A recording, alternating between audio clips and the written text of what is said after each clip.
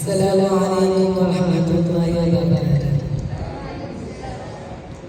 Darul Al-Adat Fasilitas Pernamaan ini ഞാൻ ഒരു കൊച്ചു കഥ പറയാൻ ആഗ്രഹിക്കുന്നു. എൻ്റെ കഥകളുടെ പ്രജാക്ഷേമത്തിൻ്റെ ധാരാളം വിവാദങ്ങൾ ചെയ്തുകൊണ്ടിരുന്ന പരിശുദ്ധ ഖുർആൻ മനഃപ്പാഠമാക്കിയ മഹ്മൂദ് ഗഫൂറിയായ ആ രാജാവ് തൻ്റെ രാജ്യത്തെ 7 പ്രവശ്യകളാക്കി പല നാട്ടുരാജാക്കന്മാർ വിഭജിച്ചു നൽകി. അതിലെ രാജാവിന് അതീവ സുന്ദരിയായ മകളുണ്ടായിരുന്നു. അവളുടെ പേരാണ് സഫ്വ. മഹ്മൂദ് ഗഫൂറിനെ വിവാഹം ഉറപ്പിച്ചു വച്ചിരിക്കുകയായിരുന്നു. ഒരു ദിവസം മഹ്മൂദ് ഗഫൂറി കൊട്ടാരം മറ്റു ഭാവങ്ങളുണ്ടാക്കുകയായിരുന്നു.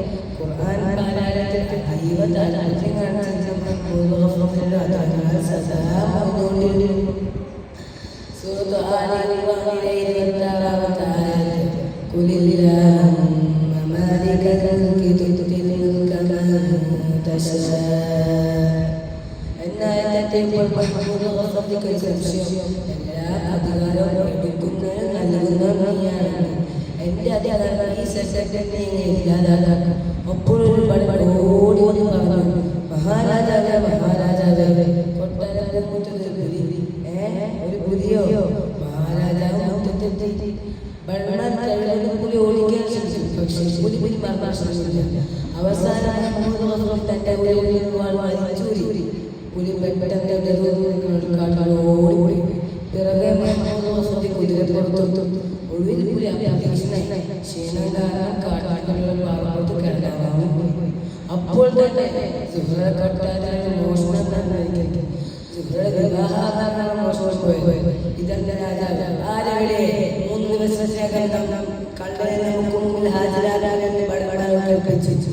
ബടബട നാടാകെ തിരഞ്ഞു. പക്ഷേ കള്ളനെ കിട്ടിയില്ല.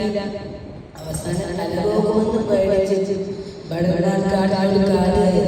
അപ്പോൾ വഴിയിൽ സാധനങ്ങൾ കണ്ടുകൊണ്ടു സൂക്ഷിച്ചു നോക്കിയപ്പോൾ സുഖമായി കള്ളനാന്ന് വിചാരിച്ച മഹ്മൂദ് ഗഫൂറിനെ പിടിച്ചു കെട്ടി ആരും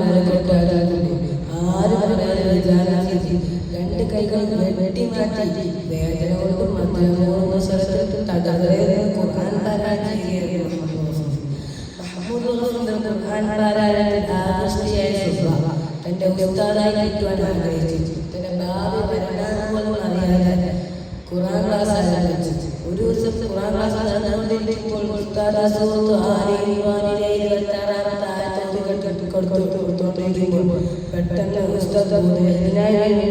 കാര്യമന്വേഷിച്ചപ്പോൾ മഹ്മൂദ് ഗഫൂർ ഒരു കണ്ണിൽ വികലാംഗനുമായ ഒരാളെ തൻ്റെ ഭർത്താവായി ലഭിക്കുകയില്ല എന്ന് മനസ്സിലാക്കി പോലെ അഭിനയിച്ചു. കള്ളനെ ഭർത്താവായി കിട്ടി ആശ്വസിക്കുകയും ചെയ്തു. തൻ്റെ മകളുടെ വിവാഹ ജീവിതമല്ലേ ആലോചിച്ച് രാജാവ് സംസാരിച്ചു. അന്ന് രാത്രി ഉറങ്ങുമ്പോൾ താൻ ചെയ്ത പാപത്തിന് മണ്ണമുറി പച്ചാലാക്കിയായിരുന്നു മഹ്മൂദ്. അന്ന് രാത്രി മഹ്മൂദ് മുത്തുനബി സല്ലല്ലാഹു അലൈഹി വസല്ലം കിനാവിൽ വരുന്നു. മുത്തുനബിയോട് തന്റെ വിഷമങ്ങളെല്ലാം മഹ്മൂദ് പറഞ്ഞു. മുത്തുനബിയുടെ കൈകൾ നീട്ടാൻ ആവശ്യപ്പെട്ടു. അത്ഭുതമെന്ന് പറയട്ടെ, മുത്തുനബിയുടെ തിരുസ്പർശനം ഏറ്റതും കൈകൾ രണ്ടും പഴയ സ്ഥിതിയിലായി. തൊരാളിനും മറ്റൊരാളോട് കൊട്ടാരപ്പൊടി വാർത്തത്. ഇത് മഹ്മൂദ് ഗഫൂറിനെ മനസ്സിലാക്കിയ രാജാവ് കാൽകൾ വീണ് മാപ്പ്. രാജൻ അങ്ങ് എന്നോടുള്ള തെറ്റ് ചെയ്തത് അറിയാതെ. പക്ഷെ ഞാൻ എൻ്റെ രക്ഷിതാവായ അല്ലാഹുവിനോട് തെറ്റ് ചെയ്തത്. അതിനുള്ള ശിക്ഷ കിട്ടിക്കഴിഞ്ഞു. പ്രിയരെ, അല്ലാഹു ഉദ്ദേശിച്ച ഏത് കാലമാനം വരെയെന്ന് നിങ്ങൾക്ക് മനസ്സിലായില്ലേ? എൻ്റെ കൊച്ചു കഥ അവസാനിപ്പിക്കുന്നു. അസ്സലാമു അലൈക്കും വറഹ്മത്തുള്ളാഹി വബറകാതുഹു.